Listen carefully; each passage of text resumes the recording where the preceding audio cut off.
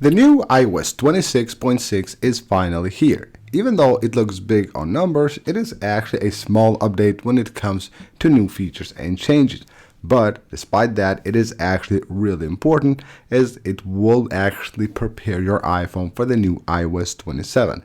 So you'll have to run this update on your device for about 2 months until iOS 27 goes out to the public, most likely towards September 14th. So by that time, of course, you want to have great battery life. So in today's video, I will show you guys how to fix the battery drain issues that you might have on your device running the new iOS 26.6. But before we get into all that, I just want to ask you guys for a quick favor. Most of you guys that watch my videos are currently not subscribed to the channel. So if you enjoy the videos and you want to see more of them, please make sure to hit the subscribe button. It really helps the channel a lot. Now, the most simple thing to do is, of course, wait. Apple has confirmed this a long time ago.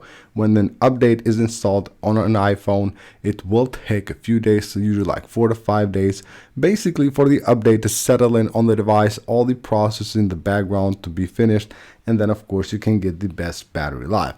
Other than that, of course, if you have installed any of the betas of iOS 26.6, always make sure that you have updated from those and you have the latest release installed on your device.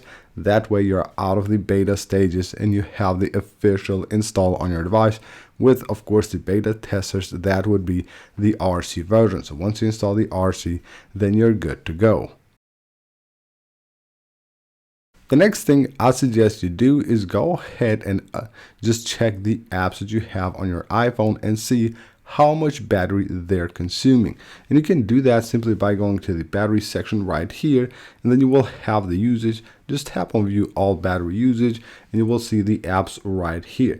Now, what's interesting here is that of course you will have apps to use a lot right here at the top, and that's very, very normal. But if you have an app that you know you're using but not a lot, so that it consumes the battery and it's at the top right here, then you need to check that app, maybe even just completely delete it from your device, and then just go ahead and replace it with another alternative from the App Store. So apps that you use a lot should be here, but if you're using an app just for a few minutes a day and it's still here at the top consuming most battery, then it's time for you to remove that app.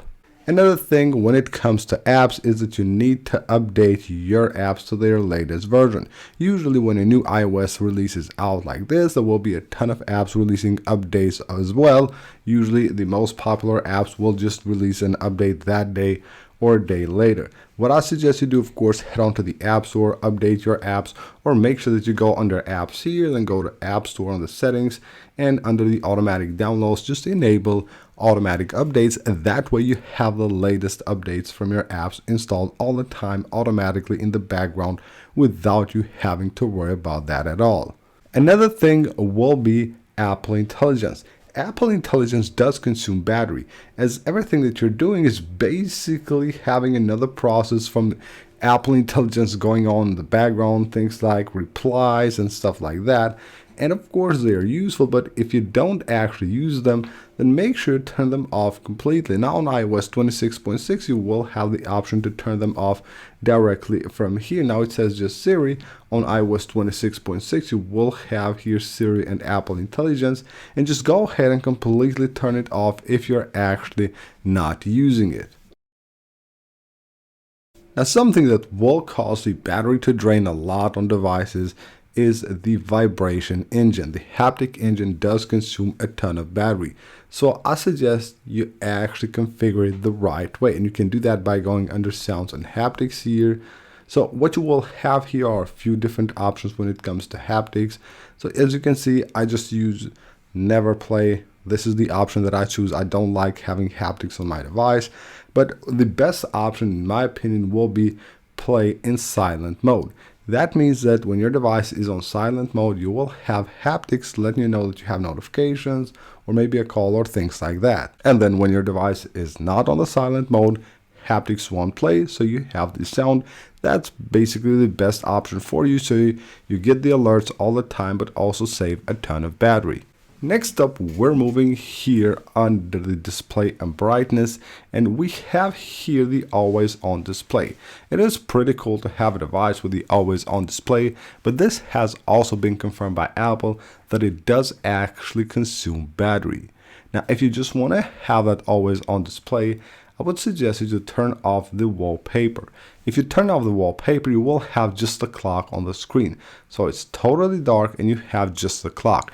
That way you still get that feature from the always on display, but also you're saving a ton of battery. Now, if you want to save the most battery, then just go ahead and completely turn it off. Moving on to the home screen, and in this case we're talking about the home screen and also the lock screen, both of them, and we're talking here about widgets. Don't use unnecessary widgets on your home screen or even lock screen, especially widgets that need to be updated. Like you can see right here, we have this calendar widget. It doesn't consume a ton of battery, but then we have the widget here from the Stocks app, and this one is updated all the time. So during the day, it will all the time be updated. So things like weather widgets, news widgets, things like that will consume a ton of battery. Whether that be on your home screen or lock screen, is basically the same, so they are active all the time. That way, I suggest that you go ahead and only add the widgets that you actually need. Now the same thing goes for notifications. With notifications, you need to be very careful. Now you will have a few different options when it comes to notifications. First of all, I suggest that you completely turn off notifications from apps that you don't actually need to get notifications from. Just turn them off completely. That's the best thing to do. Otherwise, if you have like a bunch of apps that you might want to get notifications but you don't actually need them immediately, then go ahead and just add the scheduled summaries right here. You can just use a few different scheduled summaries so you get all the notifications at one time and not just get random notifications all the time lighting up the screen of your iPhone, consuming a ton of battery from your iPhone. So go ahead, do that. That's the best option in my opinion. Turn off completely as much as you can, and then of course go ahead and put the others that are not like very important into the scheduled summary. And last but not least, of course, one of the biggest battery drainers on iPhones are location services. Now I keep location services turned off completely on my device. They're off all the time. I will turn them on only when I actually need to use location services. And that will save you a ton of battery, but a lot of people don't want to do that. They want to have maybe location services turned on all the time. But in that case, make sure that you go to location services and check the apps that you have here. Now, most of the apps here should have location services turned off completely. You don't need location services for most of the apps. So if I go to an app right here that doesn't actually need my location, just go ahead and turn them on never right there. And always, if you're allowing an app to use a location, always allow while using the app. And also for most apps, you don't actually need to enable location services precise location.